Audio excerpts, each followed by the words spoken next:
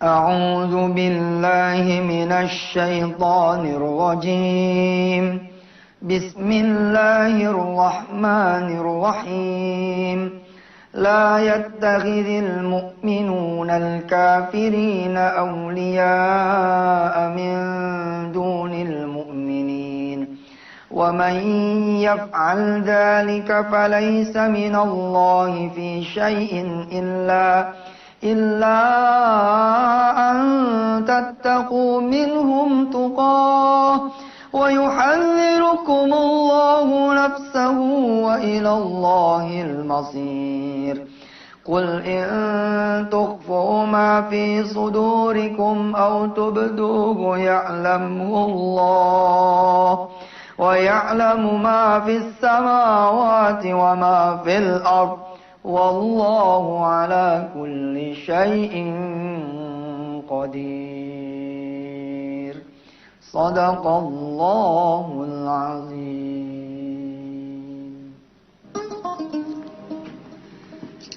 Bismillahirrahmanirrahim. Assalamualaikum warahmatullahi wabarakatuh. Pemirsa yang dirahmati Allah, apa kabar? Mudah-mudahan kemarin sudah memulai olahraga ya. Dan yang sudah rajin olahraga, terusin olahraganya, istiqomahin olahraganya. Dan baca bismillah ketika olahraga, mengucap alhamdulillah setelah olahraga. Dan bawalah duit, bawalah kemudian rizki ketika olahraga sambil kita ngasih kanan, ngasih kiri. Terus kemudian bahagiakan orang sekitar dan berdakwahlah. Di tempat olahraga kita boleh berdakwah. Saya paling seneng ya makan pinggir jalan gitu ya, sama tukang soto, topat, nasi uduk, warteg segala macam itu, sambil saya ngomong sama targetnya. Jadi saudara sambil olahraga, begitu pulang saudara beli bubur ayam misalkan. Lah ngomong untuk bubur ayam, bang, udah punya berapa gerobak? Gitu dong, berbagi sama dia. Jadi bukan cuma olahraga, ada terusannya gitu. Nah, kemarin kan pembahasan kita tentang olahraga ya, yang hari ini hadir, kemarin tidak hadir, pada bingung, Ustaz ngomongin apa sih? Nah, kita ngomong untuk bubur tuh. Punya gerobak berapa?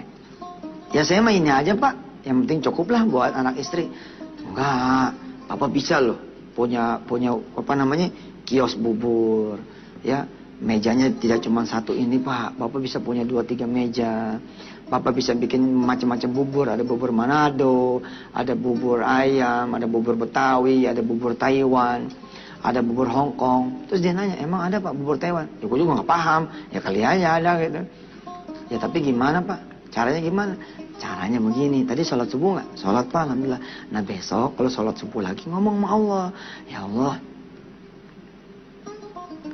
saya pengen deh, bukan cuman punya di sini nih, pengen punya tempat kedua, tempat ketiga, tempat keempat, pengen punya warung yang gedean dikit. Begitu. Oh begitu pak, iya pak makasih. Jadi makan bubur nggak? Enggak cuma nasihatin aja. Assalamualaikum. Bingung tuh tukang bubur. Bagaimana sih? Ya tetap masak. Belum tentu loh tukang bubur anaknya makan bubur, belum tentu. Iya.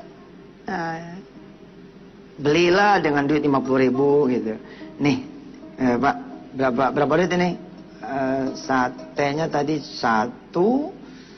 Apalagi sih biasanya kalau bubur tuh? Sate, ayam udah include dong.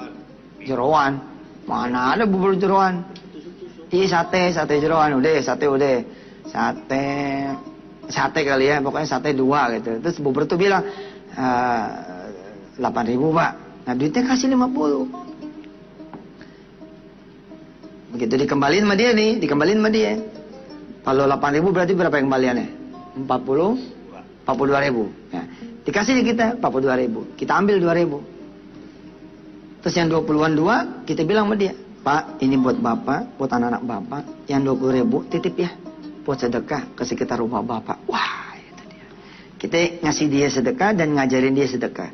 Terus bilang sama dia, dulu saya begini pak, tapi saya cintain sedekah, kemudian usaha saya jadi maju.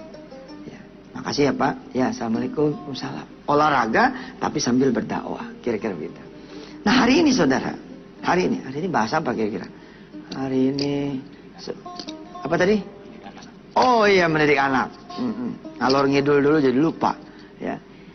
Anak-anaknya orang lain udah dipersiapkan menjadi pedagang sejak dari sebelum dia lahir. Gimana coba caranya? Sebelum lahir udah ngedidik anak jadi pengusaha. Caranya adalah dengan emaknya lagi bunting jualan. Kalau emaknya lagi bunting jualan, ntar anaknya ikut jualan kan? Anaknya jadi pinter. Prinsipnya sih sederhana. Ajarin anak dengan uswatun hasanah. Apapun itu. Termasuk ya berdagang. Berdagang kan sunnah Rasul. Rasulullah berdagang loh. Nah kita kalau bisa anak kita begitu. Nih ya. Kita langsung sini ya sebentar ya. Ini setiap tanggal 5 setiap bulan. Anak kita kudu bayaran misalkan 35.000. Oke. Terus anak kita kudu jajan satu harinya misalkan 5.000 atau 10.000 satu hari sama ongkos. Ini kalau sebulan berapa nih jadinya? 35.000. Ini 300.000. Buat anak kita total 335.000 misalkan. Terus apakah kita jadi orang tua yang cuma ngempanin anak? Baiknya jangan. Baiknya jangan. Kita kasih dia modal. Kita bikinin misalkan kita beliin dia kerupuk udang yang mentah.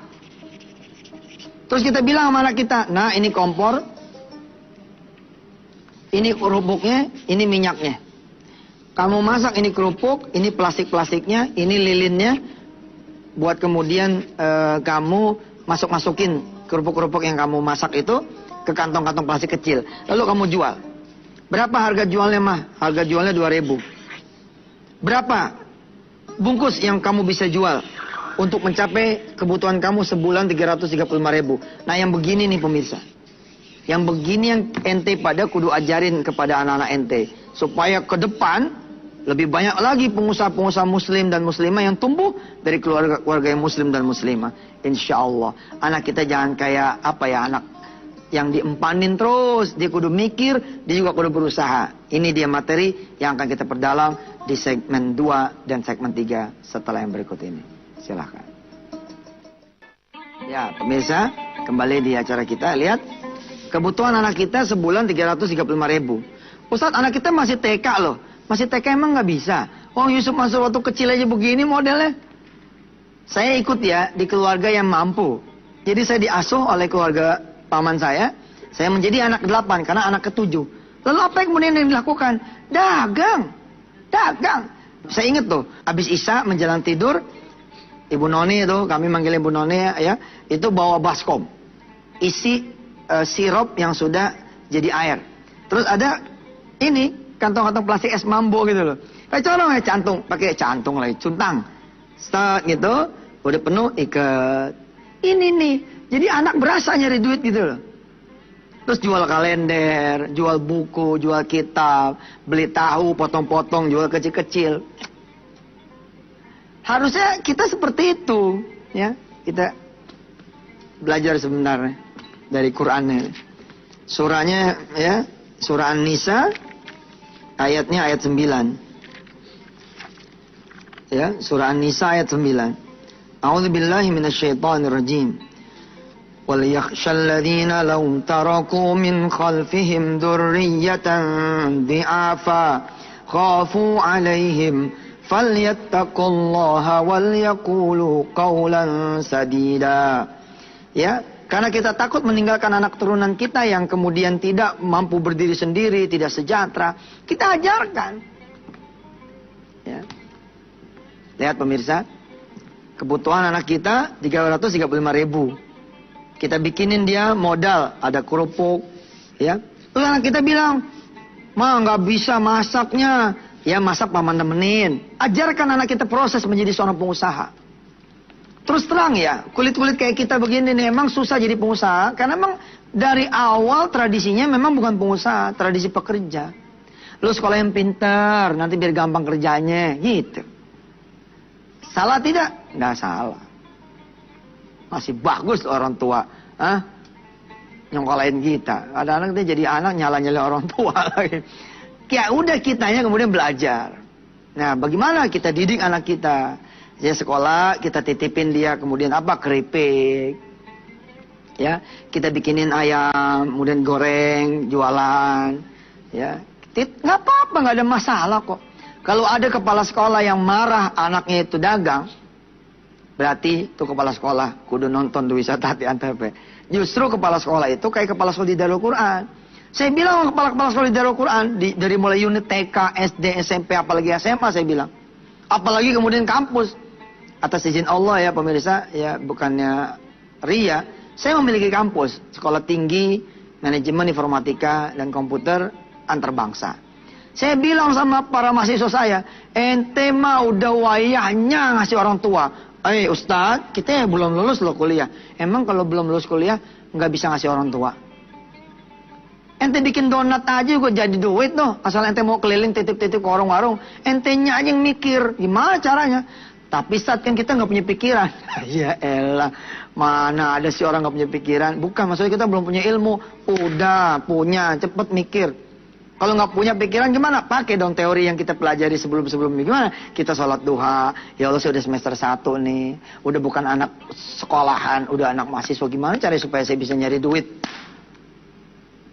Kita beli buku-buku komik, kita beli buku-buku cerita, ya. Tapi bukan di toko buku, nggak dapat diskon toko buku mah. Kita langsung ya ke penerbit. Kemudian kita bilang sama anak kita, teman-teman kamu yang suka yang mana nih kira-kira? Teman-teman saya suka cerita ini mah, ya udah kita beli selosin dia. Kita beli yang judulnya ini 10, judul ini 10, judul ini 10. Terus bilang sama anak kita, kamu dagang di sekolah kamu. Nanti anak kita dagang tuh. Insya Allah pada laporan anak kita, ma teman-teman nggak pada beli, maunya minjem. Ya nggak apa-apa, yang penting kan tradisinya, bukan hasilnya toh, tradisinya. Yang penting anak kita udah belajar dagang. Perkara dia nggak berhasil, oh problem. Mau kita aja yang udah gede bisa gagal. Anak saya si Wirda, top banget tuh, belanja 300.000. Nih, beli pensil, laganya nih, anak kecil pengen dagang nih, dianterin ke Mangga 2, Mangga 2. Dianterin beli pensil, beli buku segala macam, jumlah total belanjaan 300.000. Alhamdulillah, setor duit berapa? 32.000. Gue bilang, Wirda, pinter banget sih lo. Dagang modal 300.000 balik ke 32. Habis pada minta, Pak. Kan kata papa kasih aja sedekah. Ya, gue bilang, bangga dong. Tapi saya bangga, ini baru medater nih, anak saya, anak papa nih. Yang penting adalah apa? Prosesnya, bos. Dia memahami. Maaf ya, teman-teman kita yang Chinese sudah memberikan kita pemahaman yang berharga buat kita semua. Dia bawa bukunya sambil nungguin beras. Dia bawa bukunya sambil nungguin apa? Kelontong dia. Anak kita enggak. Anak kita kerjaannya udah terima rapi. Disuapin melulu. Bilang dong anak kita, mau makan nggak? Kalau makan jagain dong. Toko mama tuh pulsa jagain. Om pulsa sih. Ya anak kita juga bisa kan. Nah yang ini 10.000 ya. Kita harga belinya 9.000. Kamu jangan jual kurang dari 10.000 ya. Terus anak kita disuruh lagi jagain apa. Dan bekali dia ilmu pengetahuan. Insya Allah lah. Kalau tradisi dagang ini dari kecil udah kita didik, insya Allah anak kita akan tumbuh menjadi seorang pengusaha. Boleh juga sekali-sekali saudara hari Minggu, Sabtu gitu loh, sambil olahraga, tapi sambil saudara bikin pecel, ya, bikin gudeg, bikin makanan kuliner khas, apa namanya, kampung saudara dari Cirebon. Kalau Cirebon tuh apa? Pal gentong. Gede banget dong. Gentong. Enggak ada itu loh, kalau dari Cirebon tuh ada apa? Nasi jamblang. Tapi Ustadz susah nyari inunya, daunnya sekarang. Bisa lah kita telepon teman kita dikirim dari sana ya kan. Jumat nyampe kita bikin makanannya sambil olahraga kita bawa. Ya, habis olahraga kita gelar tuh pakai tikar. Insya Allah didatangin kantip, belum bayar. Kita terusin ya setelah yang satu ini. Ya. Terima kasih pemirsa. Saya mengingatkan diri saya dan saudara-saudara semua punya anak keturunan, ya, yang punya anak keturunan agar mendidik anak-anaknya. Dan kepada para pengabdi ilmu pengetahuan ya, pada para dosen, guru-guru, apalagi kepala-kepala sekolah atau owner-owner dari sekolah-sekolah, saudara lebih punya power lagi tuh untuk membuat anak-anak didik menjadi pengusaha-pengusaha yang sukses. Jangan lupa, jangan cuma bekalin dia kemudian modal buat dagang, tapi ilmu dagangnya pun dikasih tahu. Ini saya nggak ngasih tahu nih tadi, modal 300.000 nggak dikasih tahu sama Wirda. Akhirnya anak saya jual ya sesukanya dia, namanya anak kecil. Ya dia jual 32.000, alhamdulillah, bagus dah. Cakep, nggak dagang lagi besok. Udah bangkrut ya. Nah, anak kita kasih duit. Berapa anak kita kasih duit? Nggak apa-apa anak kita kasih duit. 1 juta misalkan. Sebagai ayah mampu, kita bilang sama anak kita, nah ini ada duit 1 juta. Kira-kira menurut kamu 1 juta ini bisa dagang apa? Supaya kamu nanti bisa bayar bulanan 335. Saudara ya, anak kita ini lebih hebat loh generasi sekarang daripada generasi kita zaman dulu dan zaman sekarang. Anak kita tuh ya, itu adalah generasi yang lebih hebat pikirannya daripada kita. Kalau ente ngomong sama anak ente, bapak punya duit 1 juta. Tapi bapak nggak mau bayarin lagi nih kamu nih bulan depan 335 nih. Pokoknya kamu ongkos dari sini, apa yang membuat kamu bisa mikir apa? Itu anak-anak hebat-hebat loh pikirannya. Jadi percayakan anak kita bahwa dia bisa melakukan ya perdagangan dari mulai kecilnya. Muhammad Rasulullah SAW beliau langsung menjadi nabi dan rasul yang hebat, tapi dia menjadi pedagang yang hebat. Dan tidak menjadi pedagang yang hebat juga kecuali diajar oleh paman-pamannya, oleh kakek-kakeknya, oleh Abdul Muttalib, oleh Abu Talib. Subhanallah. Jadilah dia Muhammad Rasulullah seorang pedagang yang terkenal, ya, suksesnya, jayanya, sehingga kemudian dia dipinang oleh Khadijatul Kubra. Masya Allah. Dan yang saya garis bawahi apa? Proses. Bukan hasil ya, proses. Jangan malu orang tua ngelihat anak kemudian dagang. Mama malu, kayak mama nggak punya duit aja. Anak kita bilang emang nggak punya. Iya tapi kan gak mesti begitulah.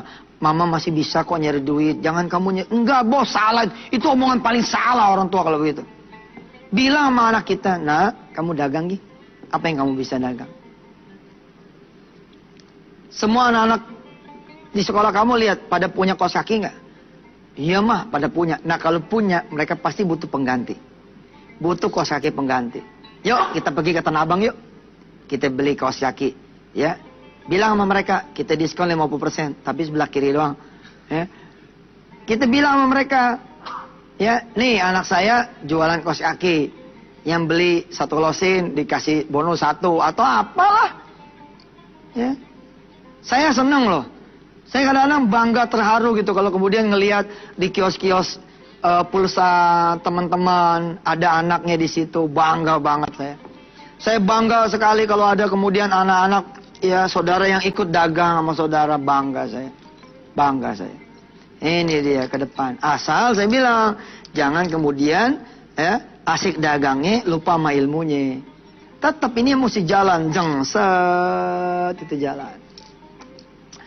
Paham ya pemirsa ya? Insya Allah lah. Saya kan ini cuma klik on doang nih, teng gitu. Selebihnya saudara yang berpikir lebih kreatif lagi. Mari kita berdoa saudara, mudah-mudahan dari sejak anak-anaknya, anak-anak kita semua sudah bisa menjadi calon pengusaha yang hebat semua. Insya Allah mudah-mudahan bukan cuma hebat dia dunianya, tapi hebat juga rasa takutnya kepada Allah. Hebat juga amal ibadahnya. Ajarkan anak kita. Ajarkan anak kita. Nah, ini dagangan kamu. Tapi kamu pagi-pagi sebelum olahraga, atau pagi-pagi sebelum kamu nanti dagang di Monas, di Ancol, di mana, kamu sholat duha dulu. Bawa barang kamu ke Allah SWT, minta supaya Allah yang bikin laku. Lebih hebat lagi. Bismillahirrahmanirrahim.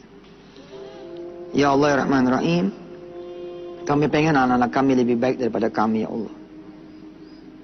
Selama ini kami sudah salah, sering ngempanin umpan, nggak ngasih kailnya kepada anak-anak kami.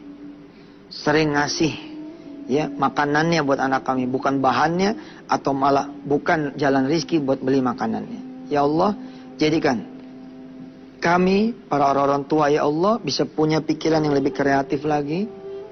Bagaimana caranya mendidik anak-anak kami supaya dari awal mereka punya semangat bukan cuma menuntut ilmu, tapi semangat berdagang, punya visi misi pengusaha.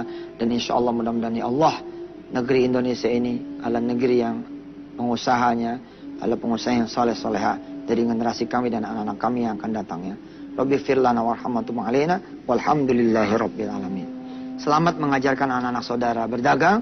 Dan ajarkan anak kita akhlak berdagang, tata cara berdagang yang santun, yang jujur, supaya kelak mereka jadi pengusaha yang berbeda dengan generasi kita sekarang. Bersih dari korupsi, bersih dari kolusi, dan tidak mau rezeki haram, tidak mau dengan cara-cara yang tercela. Mudah-mudahan Allah menyelamatkan kita semua. Wassalamualaikum warahmatullahi wabarakatuh.